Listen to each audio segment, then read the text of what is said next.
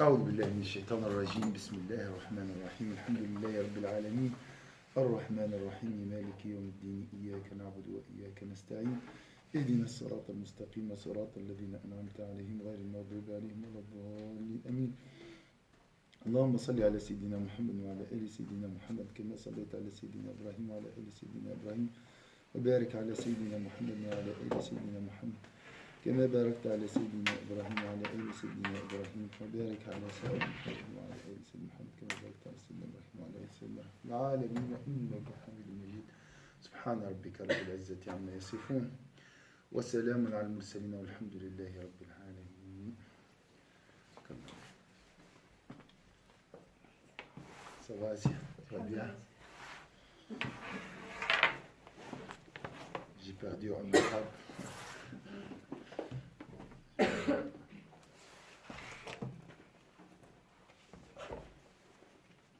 Donc le meilleur jour de la semaine après le vendredi, c'est le lundi. C'est le jour de la naissance de Sayyidina Muhammad sallallahu alayhi wa sallam. Et dans notre philosophie de jeûne, on jeûne, pourquoi aussi? C'est vrai, il y a beaucoup de bienfaits. Mais pourquoi nous jeûnons? Rappelez-vous de Ashura. On jeûne Ashura, pourquoi?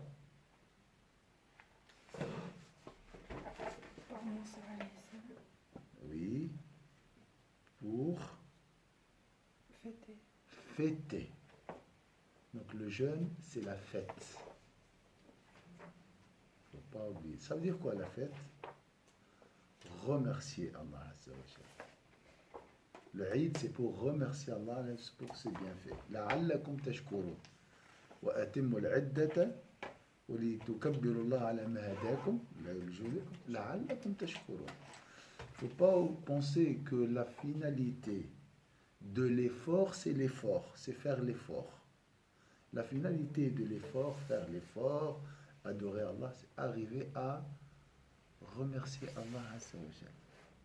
Donc cette année, on va jeûner pour louer les bienfaits d'Allah Azza wa Jalla.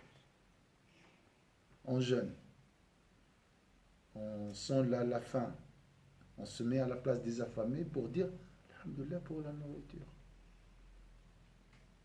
pour connaître la joie et ressentir la joie de celui qui mange.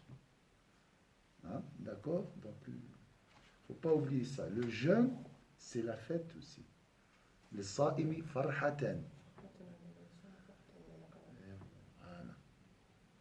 Donc le jour de, il est recommandé aussi de fêter la naissance chaque lundi, fêter la naissance de Sayyidina Muhammad par le jeûne.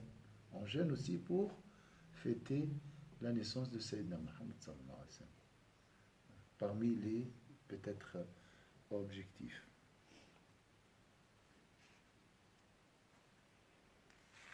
Toutes les adorations, c'est pour manifester de la gratitude, pour dire merci à Dieu. Nous adorons Allah. Pourquoi? Parce qu'il mérite. Et pour lui dire merci. Mérite merci. Parce qu'il mérite. Merci. Et c'est rien par rapport à tous ses bienfaits. C'est une demi-heure ou assister à un cours. Si nous passons toutes, comme il l'a dit Sayyidina Adam, si je passe, ou bien un saint, il a dit, si je passe toute ma vie en se prosternant, je ne serai pas capable de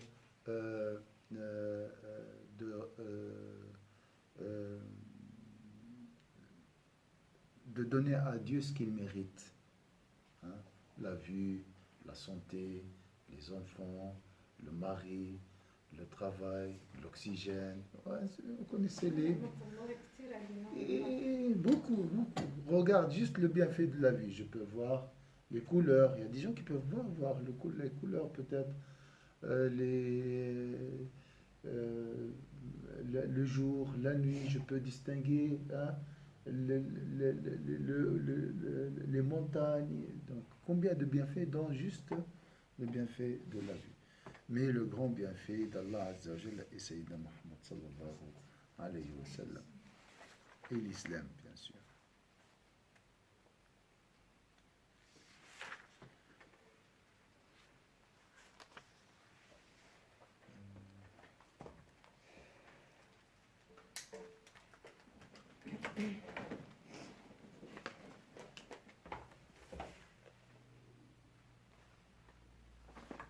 Ah, oui, voilà.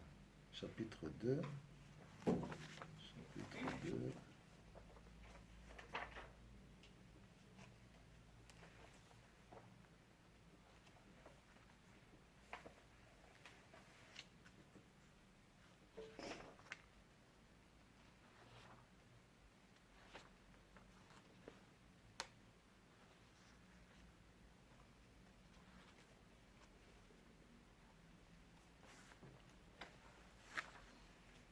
Je relis sur le fait que Dieu a parachevé pour lui les beautés physiques et morales et réuni en lui toutes les vertus. في تكميل الله تعالى له المحاسن خلقا وخلقا وقرانه جميع الفضائل الدينية والدنيوية فيه نسقا. يعني كل شيء متناسق متناغم. L'équilibre, donc ici, chez Sayyidina Muhammad sallallahu alayhi wa sallam, au niveau de la beauté, beauté physique, beauté morale.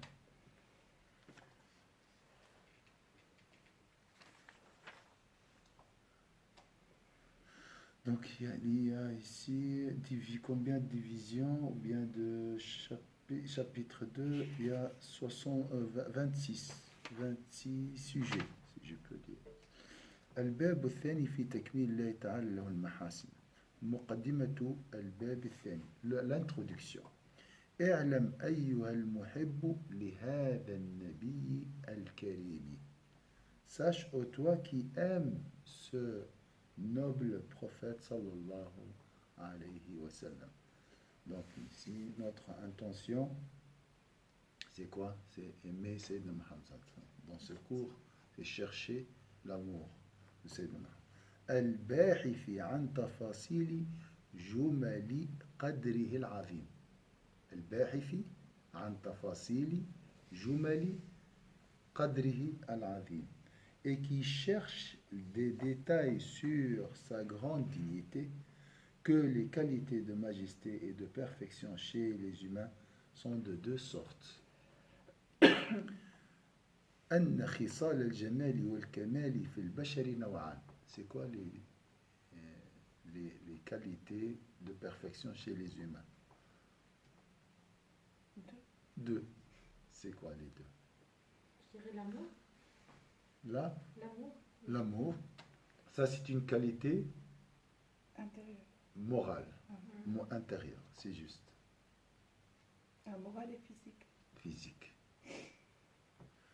ضروري دنيوي اقتضته الجبلة وضرورة الحياة الدنيا ومكتسب ديني وهو ما يحمد فاعله ويقرب إلى الله تعالى زلفى. Alors, celles qui sont nécessaires dans ce monde, car dues à la nature humaine et aux exigences de la vie ici-bas, et celles qui sont acquises en matière de religion, à savoir ce qui rapporte l'éloge à son auteur et ainsi le rapproche pieusement de Dieu, qu'il soit exalté. Donc il a dit, il y a deux qualités, les qualités de perfection concernant la dunya et les qualités de perfection concernant al-akhirah. ثم هي على فنين أيضا منها ما يتخلص لأحد الوصفين ومنها ما يمازج ويتداخل. S'agissant de ce qui relève de la nécessité, c'est un domaine où l'individu n'a ni choix ni acquisition.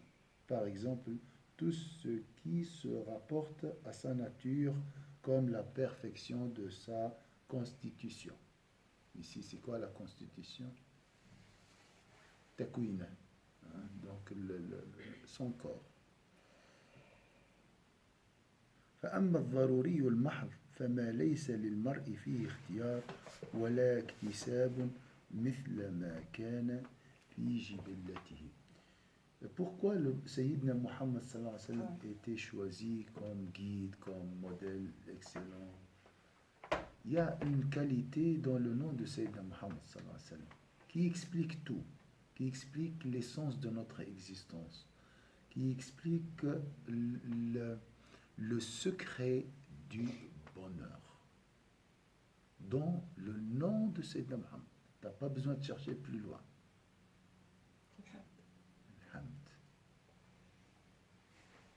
Le bonheur, c'est la gratitude. Il y a tout dans la gratitude. La sagesse, dans la gratitude. L'élévation spirituelle, dans la gratitude. Si vous manifestez de la gratitude, j'augmenterai mes bienfaits pour vous. Il y a tout dans la gratitude. Muhammad, sallallahu alayhi wa sallam. Donc, essaye d'être reconnaissante. Essaye toujours. Dire alhamdulillah pour toute idée qui traverse ton esprit. Suggestion maligne, idée angélique. Tout. Pour tout, dis alhamdulillah. Et Allah réglera la situation. Et tu trouveras l'équilibre, Inch'Allah, grâce à la certitude. Mais si la personne est dans l'ingratitude, dans la révolte, il ne peut pas voir, il ne peut pas réfléchir. Tu dois accepter tout d'abord, considérer que le mal est une épreuve, c'est la volonté de Dieu, de toute façon. Je ne peux pas, moi, gérer mes émotions, je ne peux pas gérer tout. C'est vrai, c'est ma faute, mais c'est aussi le destin de Dieu. C'est marqué, c'est inscrit dans la table gardée. Après, Inch'Allah, tu seras guidé juste après cette acceptation vers la solution. Si tu acceptes. Accepter et la combattre en même temps. Accepter, oui, la combattre, mais comment? Tu vas la combattre grâce à l'acceptation. Tu auras les armes. Tu vas voir comment. Et des fois, tu n'as pas besoin de combattre. Il y aura quelqu'un qui fait ce travail à ta place. Tu n'as pas besoin. Pourquoi toujours combattre Aujourd'hui, combattre le cancer, combattre, on a cet esprit de guerrier. Non. Non, j'étais plutôt dans le sens, par exemple, ne pas se lever pour Salat al-Fajr. Oui. Pour moi, c'était toute une épreuve. Oui. J'aurais aimé, mais après, je me rendais plutôt faible.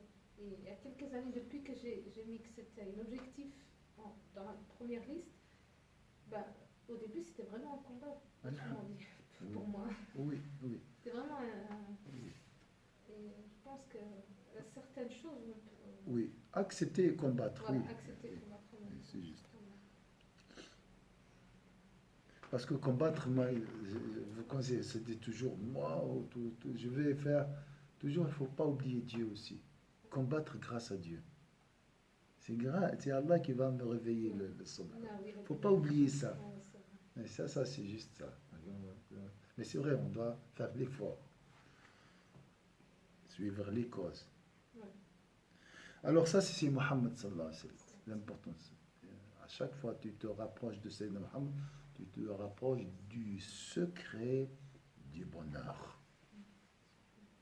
C'est le guide vers le bonheur, vers le secret du bonheur, vers la clé du bonheur.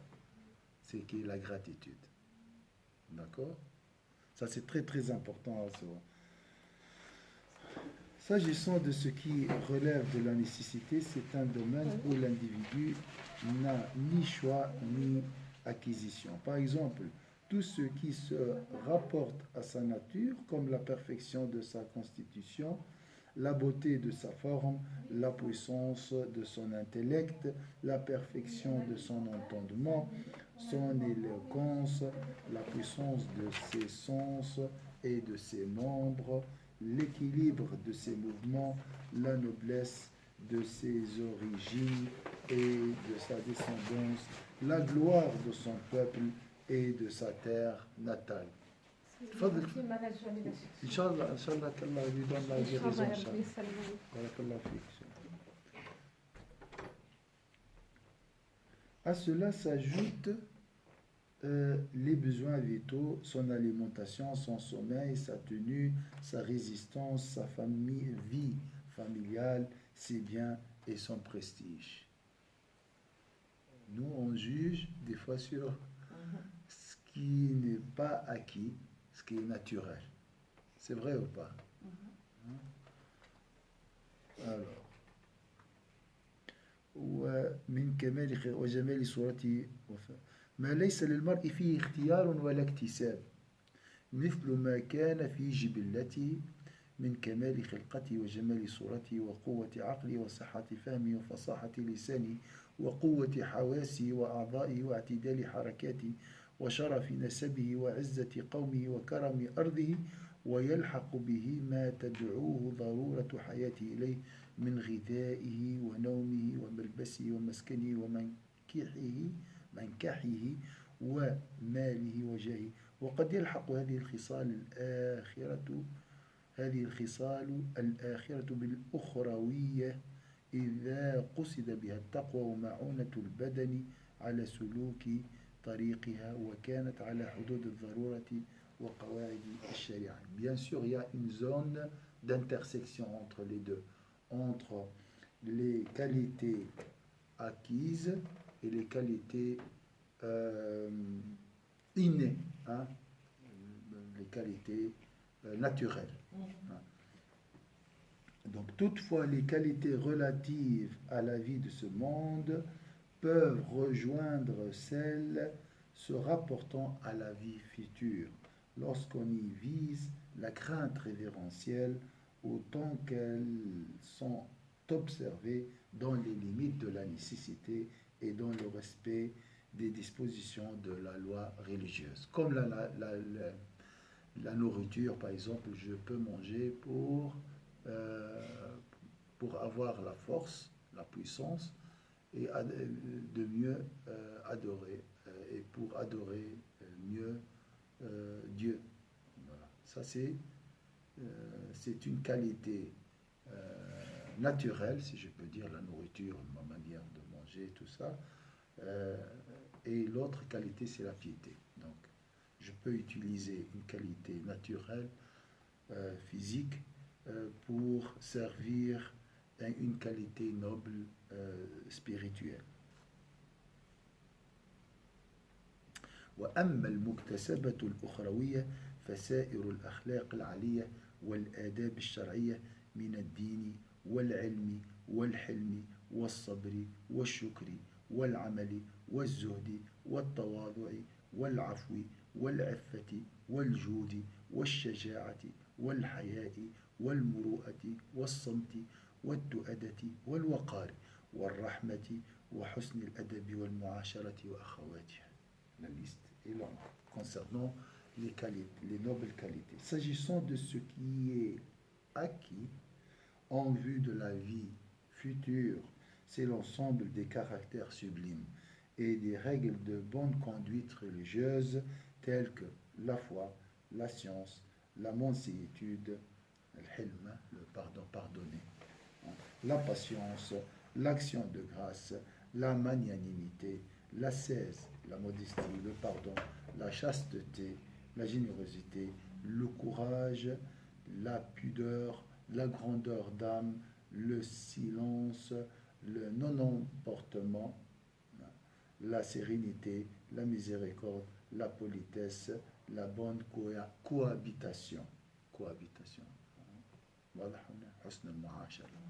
etc.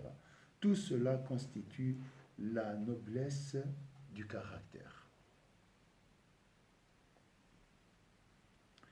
وهي التي جماعها حسن الخلق. Ces bonnes qualités existent parfois chez certaines personnes du fait de leur nature et de leur tempérament, mais ceux qui en sont dépourvus les obtiennent par acquisition. Est-ce que c'est clair? Il y a quelqu'un qui, on trouve des personnes qui sont généreux par nature. Dès leur naissance, ils sont généreux. D'autres, ils doivent faire un effort pour acquérir cette qualité à force. Il faut cependant qu'il y ait chez ces personnes une prédisposition naturelle au bon caractère, comme nous aurons l'occasion de l'expliquer si Dieu le veut.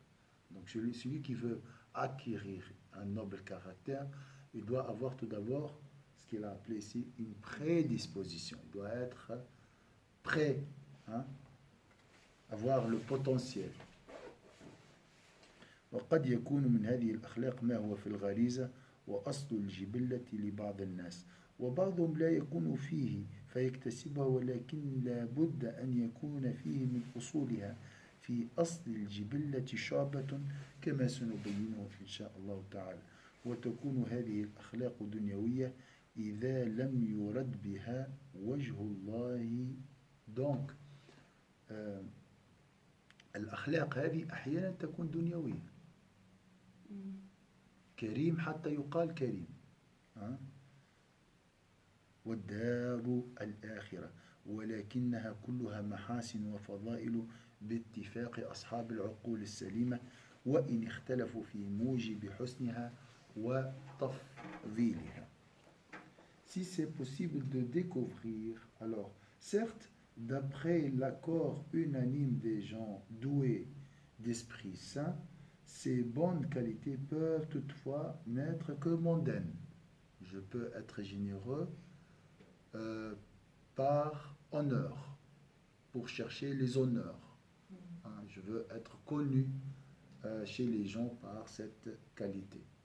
Donc là, c'est la finalité et pour ce monde, donc se montrer dans mondaine. Si elles ne sont pas finalisées vers la recherche de la face de Dieu et la demeure finale, il n'en reste moins que toutes ces qualités sont des marques de beauté et de vertu. Les Arabes, ils étaient généreux, mais leur intention était les honneurs, la notoriété. Ils n'étaient pas sincères. Le prophète sallallahu alayhi wa sallam était envoyé pour parfaire les nobles caractères, orienter ses bonnes qualités et vertus vers Dieu, généreux pour Dieu. L'autre généreux pour les hommes, généreux pour l'objectif, c'est la satisfaction de son ego. Donc l'islam a orienté cette qualité qui reste toujours noble vers Allah Azza wa Jal. Donc ces qualités sont des marques de beauté et de vertu. الفصل الأول خصال الكمال والجلال عند سيدنا محمد صلى الله عليه وسلم. قال القاضي: إذا كانت خصال الكمال والجلال ما ذكرناه ورأينا الواحد منا يتشرف بواحدة منها أو اثنتين إن اتفقت له في كل عصر إما من نسب أو جمال أو قوة أو علم أو حلم أو شجاعة أو سماحة حتى يعظم قدره ويضرب باسمه الأمثال ويتقرر له بالوصف بذلك في القلوب أثرة وعظمة وهو منذ عصور خوال رمم بوال فما ظنك بعظيم قدر من اجتمعت فيه كل هذه الخصال. نفس النقطة ذكرها الإمام الغزالي, si tu te rappelles, il a dit la même chose presque. S'il est possible de découvrir une personne chez qui seulement une ou deux de ses qualités de perfection et de beauté, telles la puissance, la science, la mansuétude, le courage ou la bonté, soient présentes. Imagine quelqu'un a une qualité, prenons par exemple la puissance, soit présente. Son prestige et son nom ont alors un exemple qui emporte l'estime et les cœurs. Et cela, même s'il s'agit d'une personne morte depuis des siècles. On dit un tel, une légende de générosité, Hatam al-Ta'i par exemple, d'accord? Alors, que penses-tu d'un homme d'un homme au grand prestige qui réunit en lui toutes ses qualités, générosité, puissance, beauté, euh, la noblesse de tout, que l'on ne peut recenser exhaustivement ou qu'on ne peut exprimer par les mots. إلى ما لا يأخذه عدو ولا يعبر عنه مقال. Ces qualités d'ailleurs ne peuvent être obtenues par acquisition ou par manipulation, mais seulement par un privilège accordé par le Tout-Puissant et Sublime. ولا ينال بكسب ولا حيلة إلا بتخصيص الكبير المتعالي من فضيلة النبوة والرسالة والخلة والمحبة والاصطفاء والإسراء والرؤية والقرب والدنو والوحي والشفاعة والوسيلة والفضيلة والدرجة الرفيعة. Je vais continuer après, mais c'est long la liste. Il s'agit de la vertu, de la prophétie et du message. Ça, on ne trouve pas chez les autres, les individus. De l'audition de la parole divine. Il a entendu la parole divine. De l'amitié avec Allah. Et de l'amour, de la félicité et la guidance. Fidélité. De la fidélité et la guidance. De l'élection, de la vision, du rapprochement et de la proximité, de l'éminence et du degré sublime et de l'intercession, mais aussi le fait d'être envoyé à tous les hommes comme bonne nouvelle, l'utilisation d'Al-Buraq et l'ascension, le fait de diriger la prière pour les prophètes, le témoignage parmi ceux-ci et leur nation, le fait d'être le maître de la descendance d'Adam, une miséricorde pour les mondes et l'étendard de la louange. L'étendard de la louange. والوسيلة والفضيلة والدرجة الرفيعة والمقام المحمود والبراق والمعراج والبعث إلى il n'y a personne qui a partagé avec le prophète sallallahu alayhi wa sallam ses qualités. Il n'y a personne. Mais lui, il a partagé avec les autres et même il a eu le summum dans toutes les qualités. Il était au sommet de la générosité, au sommet de la beauté physique, au sommet de toutes les beautés morales. Mais là, on parle des qualités spécifiques pour le prophète sallallahu alayhi wa sallam. البعث إلى الأحمر والأسود والصلاة بالأنبياء والشهادة بين الأنبياء والأمم وسيادة ولد آدم ولواء الحمد. السيادة, le mot sayyid dans la langue arabe, c'est l'homme ou la personne chez qui on cherche refuge. Si on a un problème, on va vers lui. C'est ça sayyid dans la langue arabe aussi. Il y a 10 qualités. هو الذي يلجأ إليه. أيوة للحماية ولا للرعاية ولا سند. هو السيد. أحسن أقول سيدنا محمد صلى الله عليه وسلم. عندما نحزن نقول اللهم صل وسلم على سيدنا محمد. Subhanallah, moi, il y a quelque chose vraiment que ça me trouble dans mon cœur. Comment c'est possible que Ahlul Ilm, théorique au profond, il y a des gens qui étudient le prophète sallallahu alayhi wa sallam, ils sont des musulmans, ils sont très bien et tout, mais théoriquement, comment c'est possible? Comme une personnalité éminente. Mais vraiment, pour moi, c'est... Oui, parce qu'il faut lire Sayyidina Muhammad avec le cœur aussi. Il faut avoir un cœur. C'est question du cœur. Il y a des gens qui lisent tout ça, mais pour chercher à semer les troubles et les doutes. Selon l'intention et selon la pureté du cœur aussi. Et quand on les voit, on ne peut pas dire que c'est des mauvaises personnes. Oui, oui, tu vois, oui. parce que tu vois qu'ils sont des bonnes personnes. Oui, oui. Oui. Mais Mais je pense parce qu'ils n'étaient pas touchés par sa personne et tout, ils n'auraient pas pris ça comme sujet. Il y a d'autres sujets dans la religion. Parce que الإنسان حتى يكون مقتنع بحاجة باش يروح يدرسها. يتعمق فيها. Parce qu'il sait qu'à partir de son livre, il peut toucher n'importe qui à n'importe quel moment.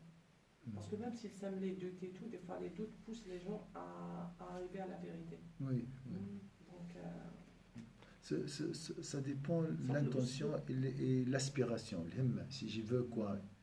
donc l'usloub تاعهم, ce que j'ai compris, hein. Ouais. L'usloub تاعهم qui, comment on dit l'usloub en français? Oui, La la manière manière, de rédiger et manière. tout. C'est vrai, elle n'est pas vraiment. Et sec. l'usloub تاعهم, voilà. Sec, il n'y a pas Voilà. d'amour. ماشي متمكنين. Parce que, comme on a dit, l'équilibre. La science, c'est bien, mais aussi le cœur. Toujours. Il y a une dualité. Toujours. Tout est basé sur la dualité. Il faut satisfaire les deux. Un couple, homme et femme. Si la femme n'est pas bien, le couple ne va pas bien. D'accord? Ainsi de suite. Le corps aussi. Et si un auteur se focalise sur la vie, sur la biographie du prophète, sallallahu alayhi wa sallam, mais sans prier beaucoup sur Sayyidina Muhammad, sans chercher l'amour de Sayyidina Muhammad, il ne peut pas être équilibré dans son écriture, dans son livre. Comme le Ghazali, il était dans la jurisprudence, la connaissance, hein, rationnelle. Hein. C'est bien, ça c'est une partie. Et l'autre partie, hein, après, il a essayé de combler. C'est vrai, il y a tellement ce qu'elle dit entre des livres qui partent sur le prophète, mais on sent que c'est commercial. C'est-à-dire que c'est. Il n'y a pas ce côté spirituel. Il y a pas, on sent vraiment que c'est juste, il a fait un livre, il parle de ça parce qu'il aime que la majorité c'est normal. Juste pour faire, voilà, une production seulement. Et ce que j'ai pour le Ghazali, ce que j'ai lu récemment, il y a quelqu'un qui l'a vu en songe véridique après sa mort. Il lui a dit, Allah, il a fait quoi avec toi? Il a dit, il m'a pardonné. Il m'a mis devant lui, après il m'a posé des questions. Qu'est-ce que tu as fait, Ghazali? Il lui a dit, j'ai fait ça, j'ai écrit le livre, j'ai essayé tout ça. Il lui a dit, je t'ai pardonné, mais pas pour ça. Une fois, une moustique est descendue. Tu étais en train d'écrire la nuit. Hein, avant, il écrivait avec l'encre. Hein, et une moustique, ou bien une mouche, est descendue dans une goutte d'encre. Mais tu l'as pas chassée, tu l'as laissée. Donc, lui, c'est en train de jouer, ou bien qu'est-ce qu'il fait, je ne sais pas. Ta miséricorde envers ce mouche est la cause de ton pardon. C'est pour ça que je t'ai pardonné pour cet acte. Donc, Ar-Rahma.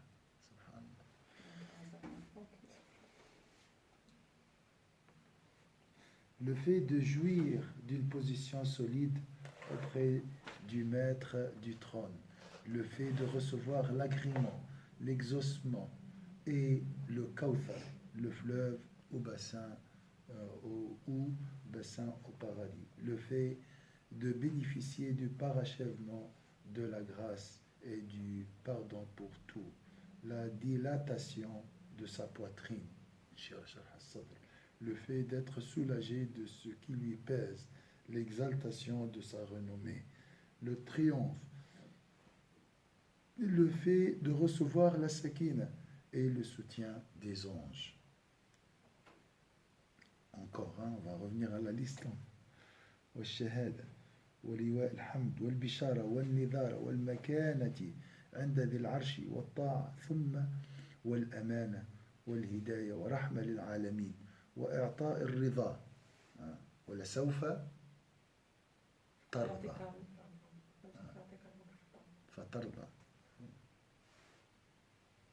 والسؤال والكوثر وسماع القول وإتمام النعمة والعفو عما تقدم وما تأخر وشرح الصدر، أنا ما أشرح لك صدرك، ووضع الإصر ورفع الذكر ورفعنا لك ذكرك وعزة النصر وينصرك الله نصرا عزيزا ونزول السكينة والذي أنزل السكينة في قلوب فأنزل السكينة عليه وأيده بجنود لم تروه والتأييد بالملائكة وإيتاء الكتاب والحكمة والسبع المثاني والقرآن العظيم وتزكية الأمة والدعاء إلى الله وصلاة الله تعالى وملائكته والحكم بين الناس بما أراه الله ووضع الإصر والأغلال عنهم والقسم باسمه وإجابة دعوته وتكليم الجمادات والعجم وإحياء الموتى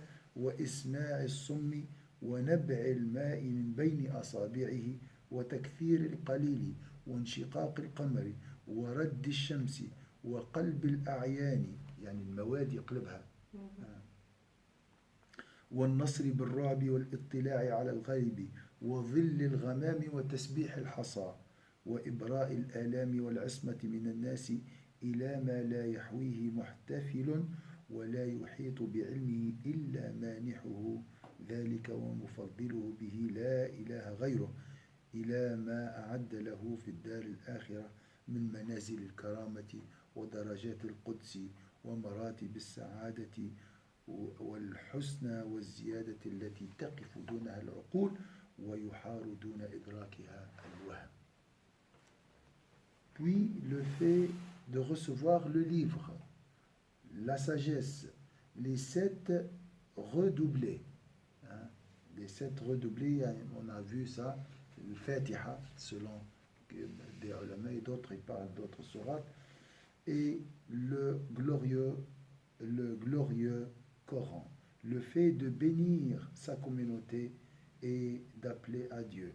Le fait que Dieu lui accorde la grâce et que les anges prient pour lui. Le fait que Dieu a juré par son nom et qu'il a exaucé son appel. Le fait de juger entre les hommes, d'être préservé de leur mal et le fait de connaître les mystères. Enfin, le fait de faire parler les objets inertes, tels ces cailloux qui se sont mis à glorifier Dieu dans sa main. Le fait que l'eau ait jailli entre ses doigts, le fait de nourrir une multitude à partir d'une petite quantité, le fait de bénéficier du nombre spécial, le fait de guérir les douleurs, etc., parmi ce qui ne peut être énuméré exhaustivement et ne peut être embrassé que par la science du donateur et du bienfaiteur. Il n'y a d'autre Dieu que lui. Il a réservé pour son prophète, dans la demeure finale, une station sublime, les plus hauts degrés de sainteté, de félicité et de béatitude devant lesquels les entendements restent perplexes et les imaginations demeurent interdites, même pour en approcher l'échelon le plus bas. Donc, si tu dis que ça c'est un autre chapitre concernant sifatuhu al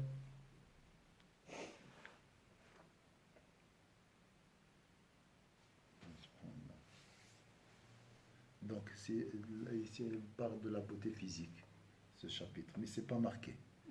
Donc tu peux marquer à côté la beauté physique de Sayyidina Muhammad sallallahu alayhi wa sallam, ou les qualités physiques de Sayyidina Muhammad sallallahu alayhi wa sallam.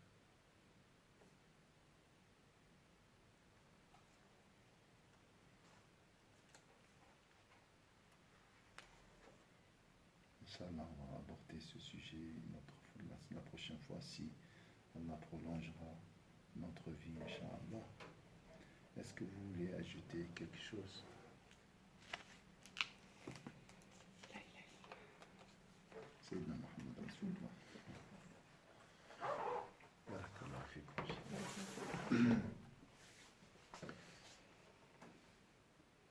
MashaAllah, à l'heure. Hein. Mhm. أعوذ بالله من الشيطان الرجيم بسم الله الرحمن الرحيم والعصر إن الإنسان لفي خسر إلا الذين آمنوا وعملوا الصالحات وتواصوا بالحق وتواصوا بالصبر سبحانك اللهم وبحمدك نشهد أن لا إله إلا أنت نستغفرك ونتوب إليك سبحان ربك رب العزة عما يصفون وسلام على المرسلين والحمد لله رب العالمين بارك الله فيكم